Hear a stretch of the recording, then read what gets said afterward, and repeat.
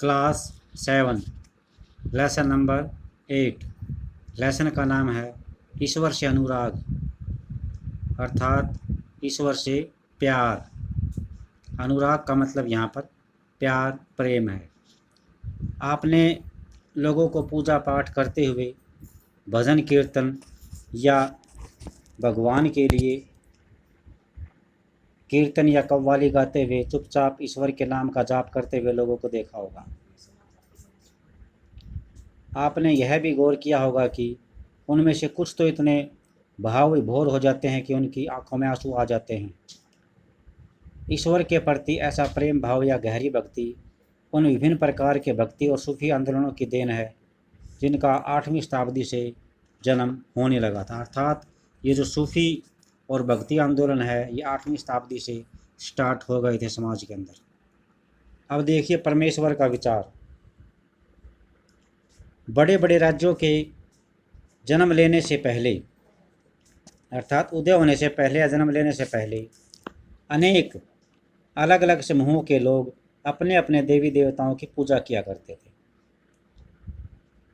यानी बड़े राज्य जब तक नहीं हुए थे, उनका जन्म नहीं हुआ था, तब तक अलग अलग समूहों के लोग अपने सभी देवी देवताओं की पूजा किया करते थे, जिसको मानते थे।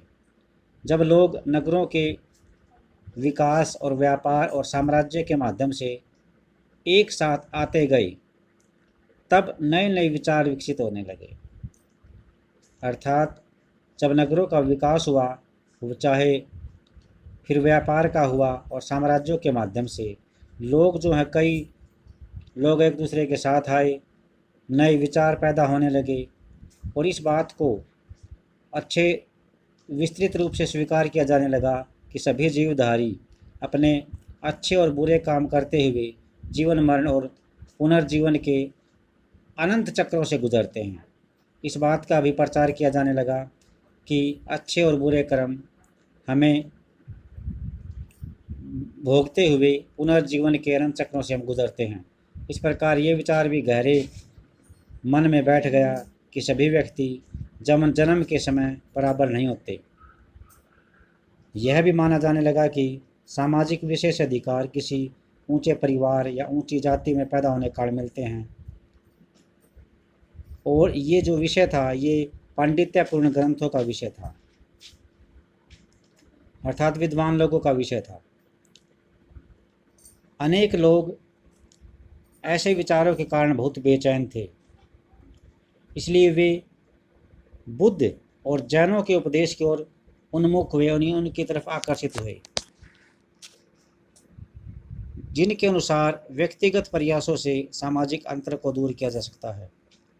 अर्थात अगर व्यक्ति खुद प्रयास करे तो समाज में जो अंतर हैं उनको दूर किया जा सकता है और पुनर्जन्म के चक्कर से छुटकारा पाया जा सकता है। कुछ लोग परमेश्वर संबंधी इस विचार से इतना आकर्षित हुए कि यदि मनुष्य भक्ति भाव से परमेश्वर की शरण में आ जाए तो परमेश्वर उस व्यक्ति को बंधन से मुक्त कर देता है। श्रीमद् भागवत गीता में यह विचार सामान्य सन की प्रारंभिक शताब्दियों में बहुत लोकप्रिय हो गया था। अर्थात ये जो विचार है कि मनुष्य भक्ति भाव से अगर भगवान की शरण में आता है तो परमेश्वर उस व्यक्ति को जन्म मरण के चक्कर से मुक्त करा सकता है। ये विचार श्रीमद् भागवत गीता में जो शुरू में ईस्वी जब स्टार्ट हुई तो उस टाइम ये बहुत लोकप्रिय हो गया था। विशद धार्मिक अनुष्ठानों के माध्यम से शिव, विष्णु और दुर्गा को परम देवी देवताओं के रूप में पूजा जाने लगा।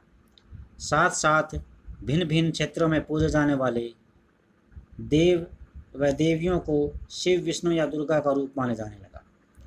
इसी प्रक्रिया में स्थानीय मिथक और किस्से कहानी पौराणिक कथाओं के अंग बन गए। अर्थात मिथक यानी जो लगभग सच्ची बातें नहीं होती हैं, लोगों द्वारा बताई गई बातें होती हैं, किस्से कहानियाँ होती हैं, इनके अंग बन गए ये। पुराणों में पूजा की जिस पद्धति की अनुशंसा की गई है, सिफारिश की गई है, उन्हें स्थानीय पंथों में अपनाया जाने लगा। स्थानीय जो लोकल विचारधारा थी, पंथ थे, उनमें भी इनको अपनाया जाने लगा, जिनकी जिनका वर्णन पुराणों में पूजा की पद्धतियाँ बताई गई थी। आगे चलकर पुराणों में इस बात का भी उल्लेख किया गया है कि भक्त भले ही किसी भी जाति पाति का हो, वह सच्ची भक्ति से ईश्वर की कृपा प्राप्त कर सकता है। भक्ति की विचारधारा इतनी अधिक लोकप्रिय हो गई कि बौद्धों और जैन धर्म के मानने वालों ने भी इन विचारों को अपनाया था। फिर ये जो दिखा रखा है एक टॉपिक है, भगवत गीता की किसी दक्षिण भारतीय पांडुलिपि से लिया गया एक पेज है। ये जो ऊपर दिखा रखा है भगवत गीता का एक पेज दिखा रखा है। नेक्स्ट है हमारा दक्षिण भारत में भक्ति का एक नया प्रकार नैनार और अलवार। दक्षिणी भारत में है ये, यहाँ पर इस प्रकार की भक्ति की गई थी। 7वीं से 9वीं शताब्दी के बीच कुछ नए धार्मिक आंदोलनों का जन्म हुआ। इन आंदोलनों का नेतृत्व नैनार का मतलब शैव संतों और अलवारों वैष्णव संतों ने किया था। अर्थात एक तो शिव को मानने वाले उनको कहा गया नैनारों, और विष्णु को मानने वाले उनको अलवारों। ये संत सभी जातियों के थे, जिसमें कुलैया और पनार जैसी अस्पृश्य समझे जाने वाली जातियों के लोग भी शामिल थे। अर्थात इसमें जिनको हम अछूत समझते थे, छूना, किसी को अगर हम छू देते थे तो हमारा संस्कृति धर्म सब नष्ट हो जाता था, ऐसे लोग भी इसमें शामिल थे। वे बौद्धों और जैनों के कटु आलोचक थे, यानी उनकी बुराई करते थे। किसकी?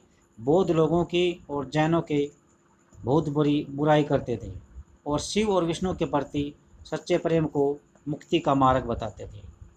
उन्होंने संगम साहित्य अर्थात तमिल साहित्य का प्राचीनतम उदाहरण और सामान्य सन यानी ईस्वी सन को प्रारंभिक शताब्दियों में रचित पाया।